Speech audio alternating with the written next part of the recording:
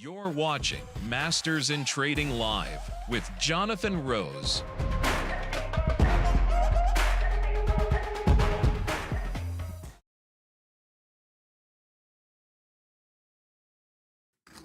Hey guys, welcome everybody to Masters in Trading Live. My name is Jonathan Rose and I get on here every day the market's open, share my thoughts, go over the charts, and once in a while we'll share our trade of the day. Yesterday, we hopped on and gave our favorite REIT play to take advantage of the horrific, travesty on the West Coast. So we're going to talk about that a little bit today. That's Essex.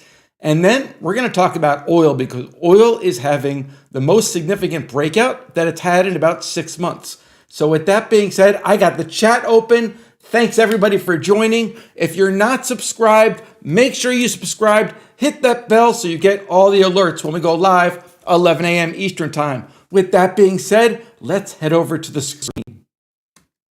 I'm going to start right here because yesterday's presentation, Monday, January 13th, if you don't get a chance to watch it, please go back. Essex. We shared Essex yesterday with the trading under its 200 period moving average. Essex made a pretty strong move yesterday into this morning. I want to show you what it looks like because I have some major support for you. For anybody who got into this trade, we are above the 200 period moving average. You could look at 280 as really good, strong support. It also looks like the low of this right here is 278. The low of this right here is 275.6.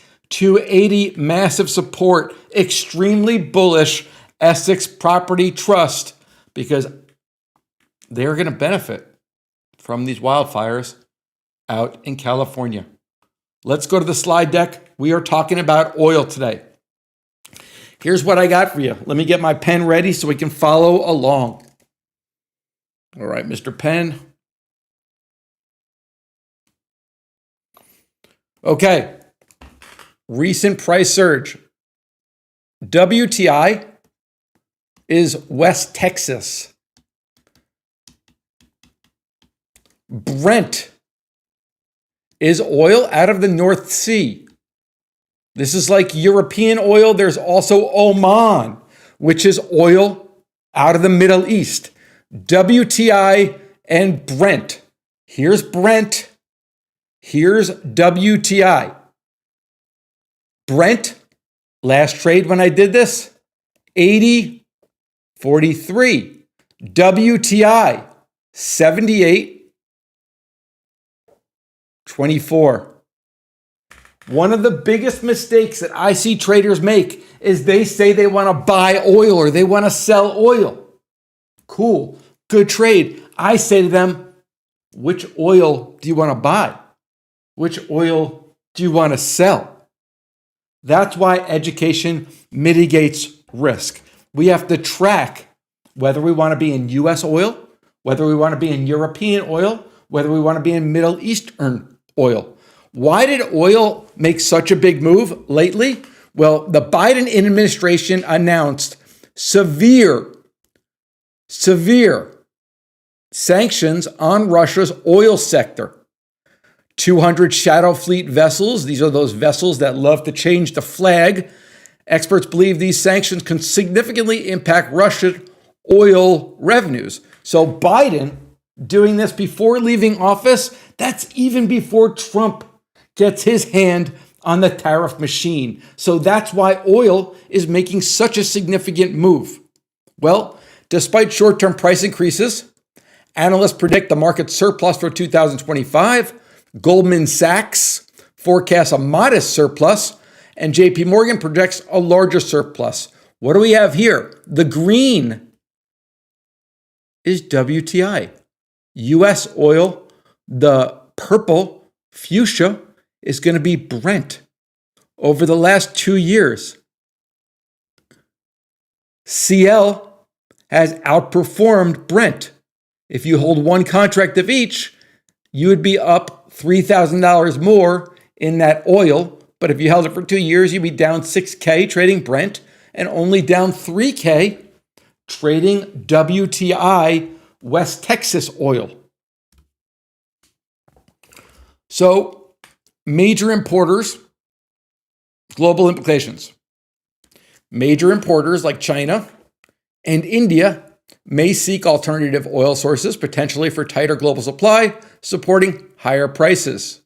U.S. sanctions could cost Russia billions in monthly energy revenue. So what are we looking at here? China. Large caps. And we're using the FTSE. And what do we have here?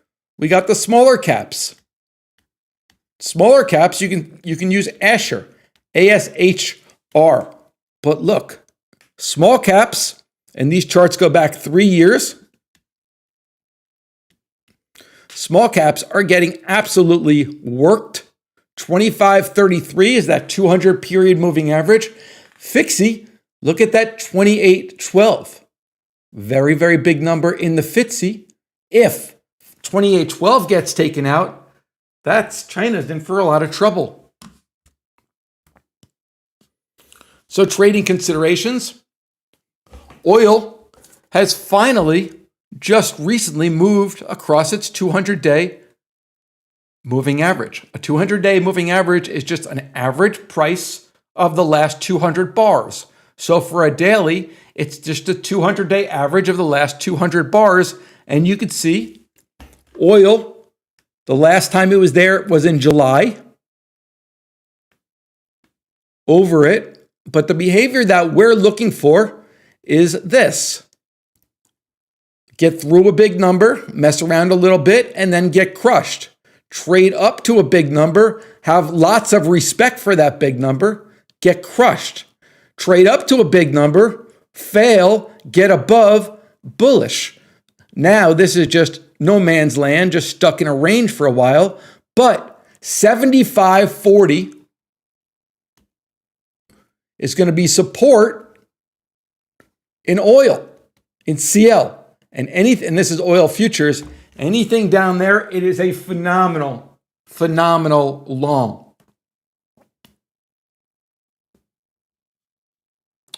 Next, we're going to talk about copper a little bit. Copper, those who've been watching the program know that I am bullish copper long term. I'm going to hop on live. So yesterday we shared ESS. I spent the weekend researching the wildfires because whenever there's that big of a catastrophe, there are going to be winners and losers. That's just how the markets work. I remember one time we had Generac, which was a generator company. GNRC, when there was big flooding down in Texas. GNRC worked out really well, along with back in Sandy for the East Coast. So how do we profit?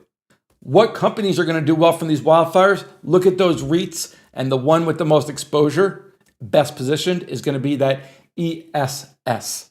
Now, for everybody in our all access, that's where I'm going to talk about copper, because copper is inexpensive right now, and I have a phenomenal copper play that I'm going to discuss in our all access right now.